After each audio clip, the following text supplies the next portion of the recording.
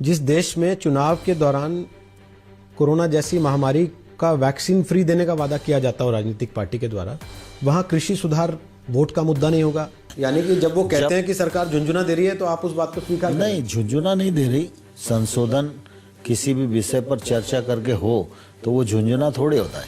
आखिरी 11वें दौर की जो बातचीत हुई उसमें किसान नेताओं ने भी कहा और आपके तेवर देख के भी लगा कि इस बार आपके सुर बदले हुए। बातचीत के बाद उनके सुर बदलते हैं तो सरकार की तरफ से भी तो एनआईए के नोटिस चले जाते हैं ना उनको, और एनआईए के नोटिस जब चले जाते हैं तो उनके अंदर एक तरीके का और आक्रोश आता है।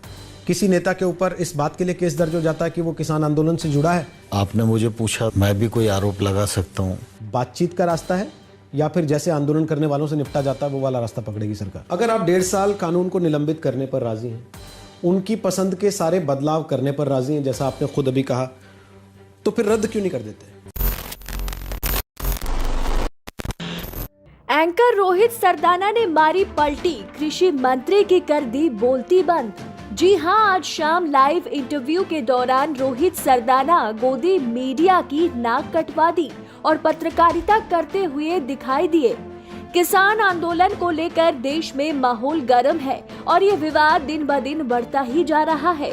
ऐसे में आज तक के साथ खास इंटरव्यू के दौरान कृषि मंत्री की हवा तब टाइट हो गई जब एंकर रोहित सरदाना चाटुकारिता से थोड़ा हटके सवाल पूछने लगे।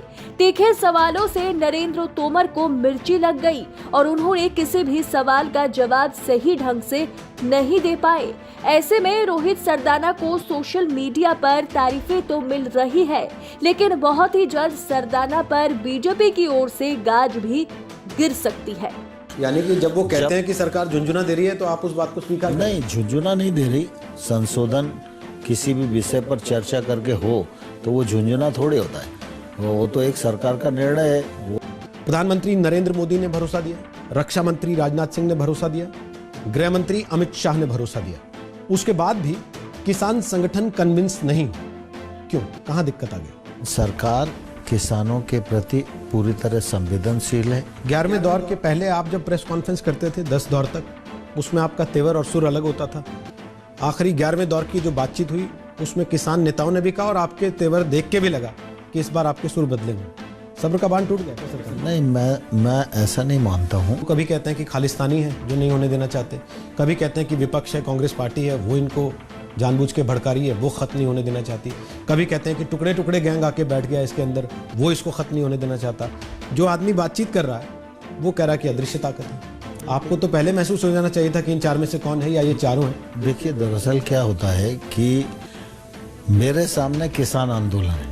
बातचीत के बाद उनके सुर बदलते हैं तो सरकार की तरफ से भी तो एनआईए के नोटिस चले जाते हैं ना उनको, और एनआईए के नोटिस जब चले जाते हैं तो उनके अंदर एक तरीके का और आक्रोश आता है। किसी नेता के ऊपर इस बात के लिए केस दर्ज हो जाता है कि वो किसान आंदोलन से जुड़ा है, लेकिन पहले कभी किसी गुरुद्वारा प्रबंधक कमेटी में रहते हुए उसने कुछ घपले किए हैं। वो अचानक ऐसे समय सामने आते हैं तो लोग जोड़ के देखते हैं ना फिर उन चीज़ों को। क्या ये समझा जाए कि दोनों तरफ से जैसे उनके सुर बदलते हैं वापस जाने के बाद, तो सरकार के भी तेवर बदलते हैं फिर एक राउंड फेल होने के बाद? नहीं, देखिए, मैं समझता हूँ कि किसी भी चीज़ को किसान आंदोलन से जोड़ना उचित नहीं है, क्योंकि आपने मुझे पूछा तो मैंने नहीं कहा कि कौन सी ताकत है। मैं भी कोई आरोप लगा सकता हूँ। इस समय बातचीत का रास्ता है या फिर जैसे आंदोलन करने वालों से निपटा जाता है वो वाला रास्ता पकड़ेगी सरकार? देखिए, मैंने कहा कि सरकार बातचीत के लिए हमेशा तैयार है। वो कह रहे हैं हम 2 महीने में 200 बार ये बात कह चुके हैं कि कानून वापस लो, यही हमारा प्रस्ताव है। अगर यही स्थिति रहती तो फिर क्या? नहीं, मैं समझता हूँ, देखिए, दरअसल क्या है कि कोई भी कानून पूरा खराब नहीं होता। अगर आप 1.5 साल कानून को निलंबित करने पर राजी हैं, उनकी पसंद के सारे बदलाव करने पर राजी हैं, जैसा आपने खुद अभी कहा, तो फिर रद्द क्यों नहीं कर देते? नए सिरे से कानून क्यों नहीं ले आते? आपकी बात भी रह जाएगी, उनकी बात भी रह जाएगी, नया कानून भी आ जाएगा और उनकी। देखिए, दरअसल क्या है कि इस प्रकार की स्थिति किसी भी प्रकार से उचित नहीं है। जिस देश में चुनाव के दौरान कोरोना जैसी महामारी का वैक्सीन फ्री देने का वादा किया जाता हो राजनीतिक पार्टी के द्वारा, वहां कृषि सुधार वोट का मुद्दा नहीं होगा, क्या ये कहना जायज है? तो इस बात को क्या आप नकार के चल सकते हैं कि ये जो घमासान हो रहा है आपके और किसान संगठनों के बीच में, उसका हरियाणा पंजाब में आपको नुकसान नहीं होगा? नहीं, देखिए, जब चुनाव होगा तब चुनाव लड़ेंगे।